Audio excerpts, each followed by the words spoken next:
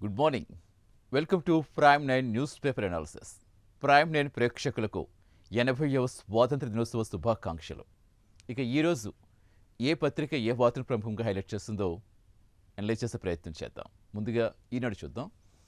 ఈనాడులో 80వ స్వాతంత్ర దినోత్సవం సందర్భంగా నిన్న రాత్రి జాతిని ఉద్దేశించి ప్రసంగించారు రాష్ట్రపతి ద్రౌపది ముర్ము. దానికి సంబంధించి ప్రధానంగా హైలైట్ చేశారు. దేశ భవితకు విద్యార్థులే రూపశిల్పులు. 15 ఆగస్టు సందేశంలో రాష్ట్రపతి ద్రౌపది ముర్ము పరీక్షా పేపర్లు లీకేజీ అరికెట్టి యువత భవిష్యత్తు కాపాడేందుకు ప్రభుత్వం సమగ్ర సంస్కరణలు చేపడుతోందని రాష్ట్రపతి ద్రౌపది ముర్ము తెలిపారు. వ్యవస్థ పూర్తి పారదర్శకం, సురక్షితం, విశ్వసనీయంగా చేసే దిశగా ఆ చర్యలు ఉంటాయన్నారు. దేశ భవితకు విద్యార్థులే రూపశిల్పులని నొక్కి చెప్పారు. నిన్న రాష్ట్రపతి సందేశంలో ప్రధానంగా విద్యార్థులను ఉద్దేశించి ప్రసంగించిన వార్తను ప్రముఖంగా హైలైట్ చేశారు.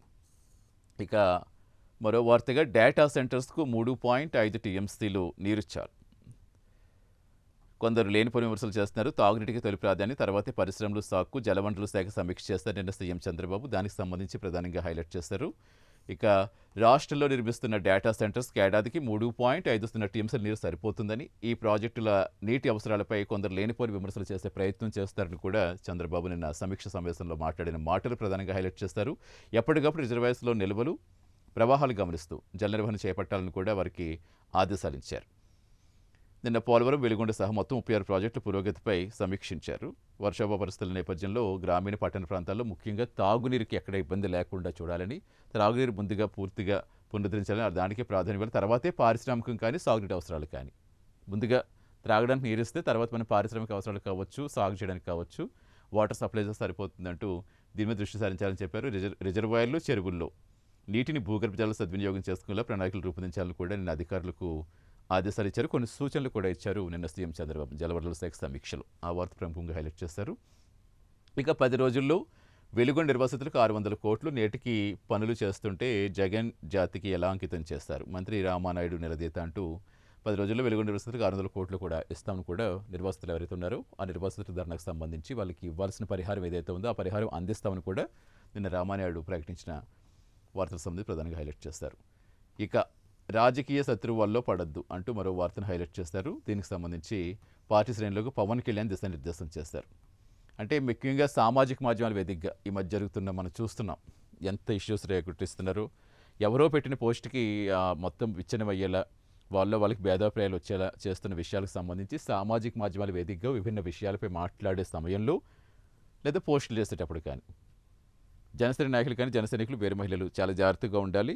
వాడే భాష, భావ వ్యక్తీకరణ విషయంలో ఎక్కడ కూడా లిమిట్స్ క్రాస్ చేయొద్దు. అనవసర విషయాలపై ఇష్టానుసారం మాట్లాడడం సరికాదు. పార్టీ మార్గదర్శకాలు ఏవైతే ఉంటాయో రూల్స్ వాటిని పాటించాలి. రాజకీయ శత్రువులు సామాజిక మాధ్యమాల వల్ల పడొద్దు అని జనసేన అధినేత డిప్యూటీ సీఎం పవన్ కళ్యాణ్ వారికి నిర్దేశం చేశారు. ఈ విషయాన్ని పార్టీ అధికారికంగా తెలిపింది. అంటే ముఖ్యంగా ఈ వ్యక్తిగత విషయాలు, దోషుల జోలికి వెళ్ళదు. ఎందుకంటే రెచ్చగొట్టే విధంగా ఒకవేళ ఎవరైనా మాట్లాడినా సరే మన కంట్రోల్లో మనం ఉండాలి. లేదా వాళ్ళు ఏదో రెచ్చగొట్టే ప్రయత్నం చేస్తారు కదా, మనం చిన్న లైన్ బార్డర్ దాటి చిన్న మాట మాట్లాడినా దాని పరిణామాలు ఎలా ఉంటున్నాయి ఈ మధ్యకాలంలో చూస్తున్నాం. కాబట్టి ప్రతి ఒక్కరు కూడా పార్టీ ఏదైతే మార్గదర్శకాలు ఇచ్చిందో వాటిని మాత్రమే పాటించండి, చాలా జాగ్రత్తగా ఉండండి అంటూ జన సైనికులకి అందరికీ కూడా ప్రధానంగా హైలైట్ చేసిన వార్తను ప్రధానంగా హైలైట్ చేశారు. ఇక ఆర్టీసీ ఉద్యోగుల ఉద్యమం తాత్కాలిక వాయిదా, ఐకాస నేతలతో ఎండీ చర్చలు, 35 సమస్యల పరిష్కారానికి హామీ అంటూ మరో వార్తను కూడా వీరు హైలైట్ చేశారు. ఇక బీసీ రిజర్వేషన్లో ప్రభుత్వానికి డెడికేటెడ్ కమిషన్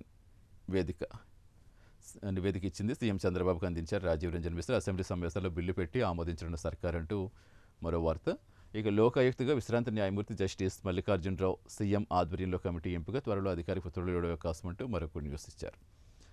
ఇది 44.20 లక్షల మంది ఓటర్లకు నోటీసులు. వారంతా ముసాయిదా జాబితాలు ఉన్నవారే. మ్యాచింగ్ చేసుకోకుండా వదిలేయడం తప్పిదం, లోపాలతో కూడిన వివరాలు ఇవ్వడమే కారణం. విచారణలో ఓటర్ ఇచ్చే వివరణతో సంతృప్తి చెందితే తుది జాబితాలో వారి పేర్లు కొనసాగింపు. సర్ ప్రక్రియ. సో ఇప్పుడు మొత్తం దేశవ్యాప్తంగా ఇదే చర్చ ఎప్పటి నుంచి జరుగుతున్న విషయం మనకి తెలుస్తుంది. ఏపీలో కంప్లీట్గా ఇంచుమించుగా ఆల్మోస్ట్ కంప్లీట్ అయ్యింది. దానికి సంబంధించి మొత్తం 44 లక్షలకు పైగా ఓటర్లకు నోటీసులు అందించారు. ఓటర్ల జాబితాలో ఇటీవల విడుదల చేసిన ముసాయిదా జాబితాలు ప్రత్యేకించి మొత్తం 44.20 లక్షల మందికి వారి కొంచెం కరెక్ట్గా లేవు, కొన్ని తప్పులు కనిపిస్తున్నాయి, సరిపోవట్లేదు. కాబట్టి వారందరికీ నోటీసులు ఇచ్చి అది తమ పేరు కానీ లేదా తల్లిదండ్రుల పేరు కానీ లేదా తాత నానమ్మల పేర్లు వివరాలతో మ్యాచింగ్ చేసుకోవాలి. బిఎల్ఓలకు సమర్పించిన ఎన్యూమరేషన్ పత్రాలు చాలామంది ఓటర్లు తమ వివరాలు మ్యాచింగ్ చేయకుండా వదిలేస్తారు. మరికొందరు తప్పిదాలు లోపాలతో కూడిన వివరాలతో మ్యాచింగ్ చేసుకున్నారు. ఇలాంటి వారందరికీ ఇప్పుడు ఎన్నికల సంఘం నోటీసులు ఇస్తుంది. సెప్టెంబర్ 28లోగా ఎన్నికలు విచారిస్తారు.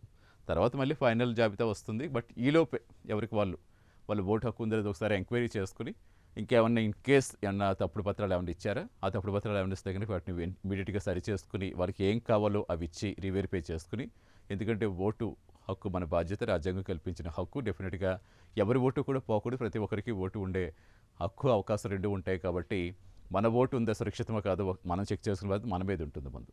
కాబట్టి కంప్లీట్గా ఖచ్చితంగా దగ్గరగా ఉన్న బిఎల్ఓలు కావచ్చు, బిఎల్ఏలు కావచ్చు, ఒకసారి వాళ్ళ దగ్గరికి వెళ్ళి అసలు ఏమైంది, ఏమన్నా మిస్టేక్ ఉందా, నోటీసులు కూడా ఇస్తామని చెప్తున్నారు. బట్ నోటీసులు ఇచ్చిన ఒకవేళ అడ్రస్లో తప్పులు ఉంటే మళ్ళీ నోటీసులు అందట్లేదని మళ్ళీ పెద్దగా పట్టించుకోకపోతే అది మనకే ఎఫెక్ట్ అవుతుంది. కాబట్టి సెప్టెంబర్ 28 వరకు సమయం ఇచ్చారు. కాబట్టి 28 లోపు విచారిస్తామని చెప్తున్నారు. కాబట్టి ఏమన్నా ఇన్ కేస్ వాళ్ళకి ఏ ఇన్ఫర్మేషన్ తప్పు వచ్చింది, ఎక్కడ మిస్టేక్ ఉంది, ఇది ఒక్కసారి క్రాస్ వెరిఫికేషన్ చేసుకుని వాళ్ళకి కావాల్సిన డాక్యుమెంట్స్ ఇస్తే మన ఓటు మళ్ళీ ఆటోమేటిక్గా జాబితాలో చేరుతుంది.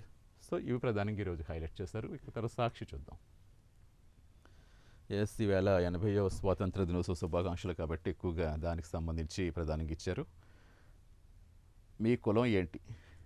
జనాభా లెక్కల సేకరణ కోసం కేంద్ర సర్కార్ 40 ప్రశ్నలు నోటిఫై చేసింది. తొలిసారి కుల వివరాలు కూడా సేకరిస్తోంది అంటూ ఒక వార్త. ఉద్యోగాల రద్దుపై సుప్రీంకోర్టు స్టే. కరూరు బాధితులకు ఉద్యోగాలకు సంబంధించిన ఉత్తర్వులు రద్దు చేస్తూ మదురై బెంచ్ ఇచ్చిన తీర్పుపై సుప్రీం స్టే ఇచ్చింది. అదొక న్యూస్ ఇచ్చారు. మరొక వార్తగా వాహనాల భద్రత ప్రాజెక్ట్ ముసుగులో మరో భారీ స్కామ్. కమిషన్ల వాహనం మార్కెట్లో 2500కే దొరికే విఎల్టీడీ 10,000 చొప్పున కొనుగోలుకు సిద్ధం. టెండర్ నిబంధనలు ఇష్టారాజ్యంగా మార్చేసి 2 కంపెనీలతో బేరసారాలు, ఒక్కో పరికరానికి 2,000 చొప్పున కమిషన్. 5.52 లక్షల వాహనాలకు పరికరాలు అమర్చి ప్రతి 2 ఏళ్లకు 110 కోట్లు కాజేసే స్కెచ్. ఇప్పటికే ఉన్న ఆర్టీజీఎస్ స్టేట్ డేటా సెంటర్లు పక్కన పెట్టి ప్రత్యేక 25 కోట్లతో కమాండ్ కంట్రోల్ సిస్టమ్ పచ్చజెండా ఊపారు. సీఎంఓ అండదండలతో సర్వేగంగా ఫైల్ కదులుతోంది. ఏ క్షణమైన టెండర్ అంటూ సీఎంఓలో చిన్నగా రూట్ క్లియర్ చేసిన మహిళా నేత, అవినీతిలో చెలరేగుతున్న ముఖ్య నేత అంటూ. ముఖ్యంగా రాష్ట్రంలో వాహనాల భద్రత ప్రాజెక్టుకు సంబంధించి దాంట్లో చాలా గోల్మాల్ జరుగుతుంది, దీనికి సంబంధించి చాలా వెనకాల పెద్ద నెట్వర్కే ఉంది అంటూ ప్రధానంగా వీళ్ళు హైలైట్ చేసుకుంటూ వచ్చారు. అదేంటంటే భారీ స్కామ్కు రంగం సిద్ధమైంది. బస్సులు, లారీలు, ఇతర ప్రైవేట్ వాహనాల కోసం vehicle location and tracking device ఉంటుంది కదా, విఎల్టీడీ ప్రాజెక్ట్ ఒకసారి తెరపైకి వచ్చింది. ఇప్పటికే అందుబాటులో ఉన్న ఆర్టీజీఎస్ స్టేట్ డేటా సెంటర్స్ పక్కన పెట్టి ప్రత్యేక 25 కోట్లతో కమాండ్ కంట్రోల్ సిస్టమ్ ఏర్పాటుకు ప్రభుత్వ పెద్దలు గ్రీన్ సిగ్నల్ ఇచ్చారు. ఇందులో వాటాల వసూలు సిద్ధమయ్యారు.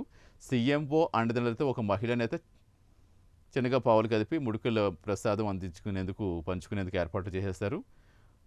2 ఏళ్లకు ఒకసారి 110 కోట్ల చొప్పున పెద్ద గోల్మాల్ జరిగే వ్యవహారం ఉందంటూ కూడా వీళ్ళు ప్రధానంగా దానికి సంబంధించి హైలైట్ చేశారు. అంటే ఆర్టీజీఎస్ స్టేట్ డేటా సెంటర్లు పక్కన పెట్టేశాడు, కమాండ్ కంట్రోల్ సిస్టమ్ పచ్చజెండా ఇచ్చారు. కాబట్టి అందులో 2,500కి దొరికే విఎల్టీడీ 10,000 చొప్పున కొనుగోలుకు సిద్ధమంటూ దాని వెనక చాలా జరుగుతోందంటూ ప్రధానంగా వీళ్ళు హైలైట్ చేసుకుంటూ వచ్చారు. ఇక మరో వార్తగా న్యాయ వ్యవస్థకు జస్టిస్ చక్రవర్తి ఎనలేని సేవలు. High court CJ justice Lisa Gill ప్రశంసలు. ఆయనకు ఘనంగా వీడ్కోలు పలికిన హైకోర్టు అంటూ నిన్న హైకోర్టు నిర్వహించిన సమావేశంలో ప్రధాన న్యాయమూర్తి జస్టిస్ లీసా గిల్, జస్టిస్ చక్రవర్తి పాల్గొన్న ఫోటో ప్రధానంగా హైలైట్ చేశారు. మాజీ మంత్రి సీదరికి బెయిల్ అంటూ మరో న్యూస్. ఇక బీసీలకు మరో వెన్నుపోటు, 40% రిజర్వేషన్లు ఉత్తుత్తే. ఆ హామీ అమలు చేయలేమని చేతులెత్తేస్తున్న చంద్రబాబు సర్కార్ డెడికేటెడ్ కమిషన్ నివేదికతో ఆ మాట చెప్పించడం. గ్రామాల వారీగా జనాభా ప్రకారం రిజర్వేషన్లు అమలు చేయలేని నివేదిక. 2 ఏళ్ల కాలయాపన తర్వాత తమకు అనుకూలంగా నివేదిక. మొత్తం రిజర్వేషన్లు 50% మించకూడదని కమిషన్ మెలిక. సో మరి బీసీలకి ఇప్పుడు ఆల్రెడీ స్థానిక సంస్థల ఎన్నికలు వస్తున్నాయి. దీనికి సంబంధించి ఇప్పుడు ఎన్ని మళ్ళీ కన్ఫర్మ్ అయిన తర్వాత, ఖరారు అయిన తర్వాతే ఎలక్షన్కి వెళ్తారు. కాబట్టి ఎలక్షన్స్లో అయితే ఎంత ఇవ్వబోతున్నారు. 50% మించకూడదని కమిషన్ మెలిక. 2 ఏళ్ల కాలయాపన తర్వాత తమకు అనుకూలంగా నివేదిక అంటూ మరో వార్తను వీళ్ళు హైలైట్ చేశారు. సమస్యలపై మాట్లాడితే సస్పెన్షన్ వేటు. ఢిల్లీ వెళ్లిన 3 టీచర్లపై కక్ష సాధింపు. వైఎస్ఆర్సీపీ ఎంపీలు, ఎమ్మెల్సీలతో పాటు కేంద్ర మంత్రిని కలిసిన ఉపాధ్యాయ సంఘ నేతలు. లక్షలాది ఇన్ సర్వీస్ టీచర్లకు టెట్ మినహాయింపు ఇవ్వాలని వారి విజ్ఞప్తి. దీన్ని జీర్ణించుకోలేక వాట్సాప్ మెసేజ్ ఆధారంగా చంద్రబాబు సర్కార్ చర్యలు అంటూ 3 టీచర్ల మీద ఏదో కక్ష సాధించారంటూ మరో వార్తను హైలైట్ చేస్తారు. ఇక ఉద్యోగులను ఇబ్బంది పెడతారా? ఉన్నతాధికారులతో సమావేశంలో ఉద్యోగ సంఘ నేతల ఆగ్రహం అంటూ మరో వార్త. సో మెయిన్గా కమిషన్ల వాహనం అంటూ ఒక నేత ఎవరో పావులు కదుపుతున్నారు. చాలా పెద్ద గోల్మాల్ జరగబోతుంది అనేది ప్రధానంగా వీరు హైలైట్ చేశారని చెప్పాలి. ఇక ఆంధ్రజ్యోతిలో ఏం చేశారో చూద్దాం. బీసీలకు 50.26%. సర్కార్కు మిశ్రా కమిషన్ నివేదిక. 2021 పోలిస్తే 2026లో స్థానిక స్థానాల మొత్తం సంఖ్యలో తేడాలు వచ్చాయని నివేదిక పేర్కొంది. 2021లో కొన్ని స్థానాలు పరిపాలనా కారణాలు, న్యాయపరమైన సమస్యల వల్ల ఎన్నికలు జరగకపోవడం, అలాగే వీరికి సంబంధించిన అంశాలు ఇందుకు కారణాలుగా చెప్పింది. సో రాజీవ్ రంజన్ మిశ్రా కమిషన్ పాత ఉమ్మడి జిల్లాల ఆధారంగా జడ్పీ చైర్మన్ స్థానం రిజర్వేషన్స్ ప్రకటించిన తర్వాత జిల్లాల సంఖ్య పెరిగిన నేపథ్యంలో దానికి అనుగుణంగా మార్పులు జరుగుతాయని మిశ్రా నివేదికకు సంబంధించి ప్రధానంగా హైలైట్ చేశారు. బీసీలకు 50.26% అంటూ కూడా ప్రధానంగా హైలైట్ చేశారు. నెల్లూరు జిల్లాలో 700 సర్పంచ్ స్థానాల్లో 96% బీసీలకు కేటాయించాలని, అంటే 13.71 దానికి సంబంధించి ప్రధానంగా వీళ్ళు హైలైట్ చేశారు. దానికి సంబంధించి ప్రధానంగా వీళ్ళు హైలైట్ చేసిన వార్తను మనం ప్రధానంగా చూస్తాం. ఇక వెలుగు చూద్దాం. వెలుగులో ప్రధానంగా వీళ్ళు హైలైట్ చేస్తుంది ఇక అడ్వాన్స్డ్గా ఫీజు రీఎంబర్స్మెంట్. శుక్రవారం హైదరాబాద్ నెక్లెస్ రోడ్లో జ్యోతిబా పూలేనన్న విగ్రహాల ఆవిష్కరణ జరిగిన సందర్భం అందరికీ తెలిసిందే. నెక్లెస్ రోడ్లో జ్యోతిబా పూలే, సావిత్రి పూలే విగ్రహాల ఆవిష్కరణ కార్యక్రమం చేశారు సీఎం రేవంత్ రెడ్డి. అక్కడికి మంత్రులు పొన్నం, వాకిటి, కొండా సురేఖ, పీసీ చీఫ్ మహేష్ గౌడ్ మొత్తం అందరూ కూడా హాజరయ్యారు. దానికి సంబంధించి ప్రధానంగా హైలైట్ అయింది ఇక అడ్వాన్స్గా ఫీజు రీఎంబర్స్మెంట్. బ్యాంకుల వద్ద 250 కోట్లు పెట్టామంటూ సీఎం రేవంత్ రెడ్డి తెలిపారు. ఇప్పుడు ఫీజు రీఎంబర్స్మెంట్ గురించి తెలంగాణలో ఎలాంటి ఇష్యూస్ జరుగుతున్నాయో చూస్తున్నాము. ఇమీడియట్గా రిలీజ్ చేయాలంటూ ఎవరికి వాళ్ళు విపక్షాలు పదే చేస్తూనే ఆల్రెడీ 250 కోట్లు బ్యాంకుల వద్ద పెట్టామంటూ ప్రధానంగా హైలైట్ చేశారు. విద్యార్థులు ఎవరి దగ్గర చెయ్యి చాచాల్సిన పని లేదు. ఏటా 2,400 కోట్లు స్టూడెంట్స్ ఖాతాల్లో వేస్తాం. బహుజన బిడ్డలు, డాక్టర్లు, ఐఏఎస్లే కాదు ఎంపీలు, ఎమ్మెల్యేలు కూడా కావాలి. గత పాలకులు యువతను ఒక గొర్రెలు, బర్రెలకి పరిమితం చేయాలనుకున్నారు. మేము ధైర్యంగా ఎస్టీ వర్గీకరణ అమలు పరుస్తున్నాం. 100 ఏళ్ల తర్వాత దేశంలో తొలిసారి రాష్ట్రంలో బీసీ కులగణన చేస్తాం. కుల నిర్మూలన లక్ష్యంగా యంగ్ ఇండియా రెసిడెన్షియల్ స్కూళ్లు నాణ్యమైన విద్యతో పాటు పౌష్టికాహారం అందిస్తాం. సో నిన్న జ్యోతిబా పూలే, సావిత్రి పూలే విగ్రహాల ఆవిష్కరణ సందర్భంగా అక్కడ ఆవిష్కరించిన తర్వాత ఖచ్చితంగా బహుజన బిడ్డలు ఏదో డాక్టర్లు, ఐఏఎస్లు అవ్వడం కాదు, ఎమ్మెల్యేలు, ఎంపీలు కూడా వారు కావాలి. మేము ఖచ్చితంగా దానికి తగ్గట్టుగానే మొత్తం పాలన చేస్తామంటూ చెప్పారు. ఇక విద్యార్థులు అడగకముందే వారి ఖాతాల్లో ఫీజు రీయింబర్స్మెంట్ పైసలు వేస్తామని చెప్పారు. ఇందుకోసం ఏటా 2,400 కోట్లు అందుబాటులో ఉంచుతామని కూడా ప్రకటించారు. ఫీజు రీయింబర్స్మెంట్ కోసం విద్యార్థులు ఎక్కువ ఎవరి దగ్గర చెయ్యి చాచాల్సిన పని లేదు. అకాడమిక్ ఇయర్ నుంచి తొలి విడత ఫీజుల చెల్లింపు కోసం ఇప్పటికీ 250 కోట్లు బ్యాంకుల వద్దే ఉంచాం కాబట్టి ఇమీడియట్గా వాళ్ళకి చేరుకుంటాయని చెప్పారు. ఇక హైదరాబాద్ నెక్లెస్ రోడ్ చౌరస్తాలో ఏర్పాటు చేసిన మహాత్మా జ్యోతిబా పూలే విగ్రహాలు ఆవిష్కరించిన తర్వాత అడ్మిషన్లు తీసుకుని వెంటనే ఆన్లైన్లో అప్లై చేసుకోండి. నెల వ్యవధిలో మీ ఖాతాలో మీ ఫీజు డబ్బులు పడిపోతాయి. ఎవరు కూడా దీనికి సంబంధించి చింతించాల్సిన పని లేదు. భవిష్యత్తులో ఏ కాలేజీ కూడా మీరు ఫీజులు కట్టలేదని మీ సర్టిఫికేట్స్కి ఆపే అవకాశం కూడా ఉంటుంది. ఈ సంవత్సరం నుంచి ప్రతి రూపాయి అడగకముందే ఖాతాలో వేస్తామంటూ ముఖ్యంగా ఫీజు రీయింబర్స్మెంట్ గురించి, అలాగే వాళ్ళు కేవలం ఏదో చదువుకుని ఉద్యోగాలు చేసుకోవడమే కాదు, ఎమ్మెల్యేలు, ఎంపీలు కూడా కావాలంటూ ఆయన సీఎం రేవంత్ రెడ్డి చేసిన వ్యాఖ్యలు సందర్భంగా ప్రధానంగా హైలైట్ చేశారు. ఇక ఆటోలను ఈవీలుగా మార్చేందుకు 1,00,000 సబ్సిడీ అట. 200 కోట్లతో కొత్త స్కీమ్ రాష్ట్ర కేబినెట్ ఆమోదం. ఇన్వెస్ట్ తెలంగాణ థీమ్తో రైజింగ్ గ్లోబల్ సమ్మిట్ 2.0 డిసెంబర్ 7, 8, 9 తేదీలు నిర్వహించేందుకు నిర్ణయం. స్కిల్ వర్సిటీ పరిధిలోకి ఐటీఐలు, పాలిటెక్నిక్ కాలేజీలు. 15 టీఎంసీలకు Gudemdoddi pumped storage project capacity. మరో 7 యంగ్ ఇండియా రెసిడెన్స్ స్కూళ్లకు ఆమోదం. అక్టోబర్ 37 వరకు హిల్ట్ పాలసీ దరఖాస్తుల పొడుగు గడువు పెంచారు. క్యాబినెట్ నిర్ణయాలు, క్యాబినెట్ భేటీ జరిగింది కదా, దానికి సంబంధించి ముఖ్యంగా ఆటోలు ఈవీలుగా మార్చుకునేందుకు 1,50,000 సబ్సిడీ ఇస్తామని చెప్పారు. 200 కోట్లతో కొత్త స్కీమ్ కూడా నిన్న క్యాబినెట్ ఆమోదించింది. నేను క్యాబినెట్ నిర్ణయాలకు సంబంధించి కూడా ప్రధానంగా వీళ్ళు హైలైట్ చేశారు. ఇక ఈరోజు ration cards, smart ration cards వచ్చేస్తున్నాయి. సంగారెడ్డిలో సీఎం రేవంత్ రెడ్డి చేతుల మీదుగా పంపిణీ కార్యక్రమం ఉండబోతోంది. మొత్తం 118 నియోజకవర్గాల్లో కూడా కార్డులు అందిస్తారు. ఇక్కడ ముఖ్యమంత్రి సంగారెడ్డిలో ప్రారంభించాక అక్కడ లోకల్గా ఉండే మంత్రులు, ఎమ్మెల్యేలు మొత్తం 118 నియోజకవర్గాల్లో కూడా స్మార్ట్ రేషన్ కార్డ్స్ అందుబాటులోకి వస్తున్నాయంటూ ప్రధానంగా హైలైట్ చేశారు. దేశ భవిష్యత్ విద్యార్థులే. ఇండిపెండెన్స్ డే ప్రసంగంలో రాష్ట్రపతి ద్రౌపది ముర్ము సందేశం ఇచ్చారు. విద్యార్థులే దేశ భవిష్యత్. పరీక్షా వ్యవస్థలో సమగ్ర సంస్కరణలు, గ్లోబల్ సంస్థల్లో దేశ యువతలో సత్తా, జాబ్ కోసం జరగకుండా ఉద్యోగ సృష్టికర్తలుగా మారారని కితాబు. సింధు జలాల ఒప్పందం నిలిపేత సాహసోపేత నిర్ణయం. భారత ఆర్థిక వ్యవస్థ ప్రపంచంలో అత్యంత వేగంగా అభివృద్ధి చెందుతోంది. 2047 నాటికి వికసిత్ భారత్ లక్ష్య సాధన ప్రతి ఒక్కరూ కృషి చేయాలంటూ కూడా నిన్న రాష్ట్రపతి ద్రౌపది ముర్ము సందేశానికి సంబంధించిన వార్తను కూడా వీరు ప్రధానంగా హైలైట్ చేశారు. తర్వాత ఏంటి ఇది? పోచారం బాధకు కేసీఆరే కారణం. గత ప్రభుత్వ అప్పుల వల్లే పోచారం లాంటి ఎమ్మెల్యేకి నిధులు ఇవ్వలేకపోతున్నాం. PC chief Mahesh Goud. పోచారం శ్రీనివాసరెడ్డి గత 4 రోజులుగా అందరికీ తెలిసింది ఇష్యూ. ఎప్పుడైతే అన్నం పెట్టిన చేతిని మర్చిపోను అంటూ బీఆర్ఎస్ని ప్రశంసిస్తూ ఇక్కడ మంత్రులు కానీ సీఎం కానీ నా ఫోన్కి అసలు రెస్పాండే కావట్లేదు, నిధులు ఇవ్వట్లేదు అంటూ పోచారం చేసిన వ్యాఖ్యలు ఎలా కాకరైపోయో మనకు తెలుసు. పోచారం బాధకు కేసీఆర్ కారణం. గత ప్రభుత్వం ఎక్కువ అప్పులు చేసింది కాబట్టి వారి అభివృద్ధికి ఏ నిధులు అయితే అడుగుతున్నారో అందరికీ కూడా నిధులు ఎలా మేము షేర్ చేయలేకపోతున్నామంటూ పిసిసి మహేష్ కుమార్ గౌడ్ అన్న మాటలు వ్యాఖ్యలు ప్రధానికి హైలైట్ చేశారు. అలాగే కోమటిరెడ్డి రాజగోపాల్ రెడ్డి ఇష్యూ కూడా అందరికీ తెలిసిందే, ఎలాంటి ఇప్పుడు ప్రస్తుతం హాట్గా ఉందో. ఆ వ్యాఖ్యలు కూడా తీవ్రంగా పరిగణిస్తున్నా, ఎవరైనా సరే పార్టీ గీత దాటితే వేటు తప్పదని కూడా వ్యాఖ్యానించారు. ఇక తొలిసారి దేశవ్యాప్తంగా కుల గణన నోటిఫికేషన్ ఇచ్చిన కేంద్ర హోంశాఖ 10వ ప్రశ్నగా కులం వివరాలు నమోదు అంటూ మొత్తానికి కుల గణన కూడా చేపట్టబోతున్నారు. నోటిఫికేషన్ ఇచ్చింది 10వ ప్రశ్నగా, అందులో కులం వివరాలు కూడా చేర్చారు. ఇప్పుడు దానికి సంబంధించి ప్రధానంగా హైలైట్ చేశారు. కష్టాల్లో ఉన్న నీళ్ళన్నీ మావే. అలా కృష్ణాలో ఎప్పుడు నీటి కష్టాల గురించి తెలిసిందే మనకి, కాబట్టి కృష్ణాలో ఉన్న నీళ్ళన్నీ కూడా మాకే ఇవ్వాలి, ఏపీకి చొక్కు కూడా లేదు. కృష్ణా బోర్డుకు తెలంగాణ లేఖ రాసింది. ఈ నీటి వివాదాలు ఎప్పటి నుంచో జరుగుతున్నాయో, రాష్ట్రాల మధ్య ఎంత దారుణంగా ఉందో. ప్రస్తుతం ఇప్పుడు జీఆర్ఎంబీ సమావేశానికి సంబంధించి కూడా చాలా బీఆర్ఎస్తో చాలా పట్టుదలగా ఉంది. అక్కడ ఏదైతే ఉన్నాయో తెలంగాణకు అన్యాయం జరిగే విధంగా ఉంటే కనుక ఇమీడియట్గా అక్కడికి వచ్చి మేము ముట్టడిస్తామంటూ కూడా హెచ్చరించింది. ఇప్పుడు కృష్ణాకు సంబంధించిన వార్తలు, ఈ నీటి కష్టాలైతే మొత్తం ఎక్కడ చూసినా మనకు తెలిసింది, ఏపీకి చొక్కు కూడా లేదు, కృష్ణా బోర్డుకు తెలంగాణ లేక. ప్రస్తుతం సాగర్ శ్రీశైలంలో కలిపి 146.54 టీఎంసీలు ఉన్నాయి. బేసిన్ లెక్కల పరంగా 71% వాటా తమదే అని తెలంగాణ చెప్తోంది. ఉన్న నెలలో 115.75 టీఎంసీలు తమవే అన్న ఏపీ, తెలంగాణకు 30 టీఎంసీలు అంటూ అటు ఏపీ వాదిస్తోంది. ఇక్కడేమో కంప్లీట్గా బేసిన్ లెక్కల పరంగా 71% వాటా మాదేంటి తెలంగాణ అంటోంది. తెలంగాణకు 30 టీఎంసీలు అంటూ కూడా అక్కడ ఏపీ వాదిస్తోంది. మరి మళ్ళీ ఈ మీటింగ్, బోర్డు మీటింగ్ పెట్టకుండా 3 మెన్ కమిటీ మీటింగ్ పెట్టడంపై అనుమానాలు. సో మొత్తానికి నీళ్లు, ఈ ఎల్నినో ఎఫెక్ట్, నీళ్ళు పుష్కలంగా ఉంటే ఇష్యూస్ ఉండవు. ఎప్పుడైతే పుష్కలంగా లేవో ఇంకా తాగునీటికి సాగునీటికి ఎలాంటి ఇక్కట్లు ఏర్పడతాయి మనకు తెలిసిందే. ఇక అప్పుడు మరీ ఈ రాష్ట్రాల మధ్య ఈ నీటి యుద్ధాలు నార్మల్గా ఉండవు. ఇప్పుడు ఈ ప్రజెంట్ దేశవ్యాప్తంగా దేశాల మధ్య ఇష్యూస్ ఉంటాయి, అలాగే దేశంలో రాష్ట్రాల మధ్య కూడా ఈ అంతర్యుద్ధాలు, నీటి యుద్ధాలకు సంబంధించి చూస్తూనే ఉన్నాం. మన వద్దకు గోదావరికి సంబంధించి ప్రాజెక్టులకు సంబంధించి అంత ఇష్యూ నడుస్తుంది, ఇంకా ఇష్యూ నడుస్తుంది. 18వ తారీఖున ఉంది ఇంకా మీటింగ్. మరి అప్పుడు ఏం జరుగుతుందో చూడ. ఇప్పుడు కృష్ణాకు సంబంధించి కూడా ఈ కష్టాలు ఏంటో అర్థం కావట్లా. ఇక తర్వాత ఏపీ తెలంగాణ మధ్య కేటాయింపులు 66.34గానే ఉండాలి. రూల్స్ ప్రకారమే నీళ్ళను వాడుకుంటున్నామంటూ అక్కడ ఏపీ మంత్రి నిమ్మల రామారెడ్డి చేసిన వ్యాఖ్యలు.